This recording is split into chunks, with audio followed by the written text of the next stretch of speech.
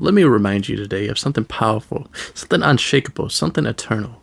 Romans 4 lays it all out before us. Righteousness does not come through our works, our good deeds, or our ability to follow the law. It comes through faith alone. In the example that Paul gives us, Abraham. Abraham, the father of many nations, wasn't justified by what he did, but by how he believed.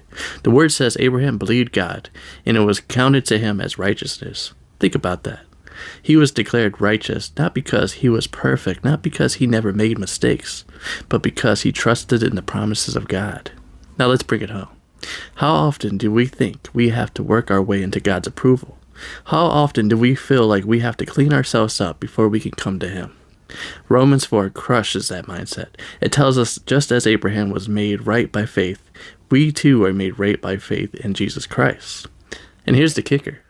God made a promise to Abraham. A promise that seemed impossible. A man nearly 100 years old. A wife burdened for decades. And yet, against all odds, Abraham believed. He never wavered in unbelief. He never let his circumcisions dedicate his faith. He stood firm, fully convinced that God who promised was also the God who would deliver. What about you? What has God spoken over your life? What promises are you holding on to? Romans 4 is telling you don't waver. If God said it, He will do it. If He promised it, it will come to pass. Your job is not to figure out how. Your job is to believe. And here's the most powerful truth. Abraham's faith wasn't just for him. The same righteousness credited to him is now credited to us who believe in Jesus, the one who was delivered over for our sins and raised for our justification. That means our past doesn't define us. Our failures don't have the final word. Because of Jesus, we are made righteous, justified, and free.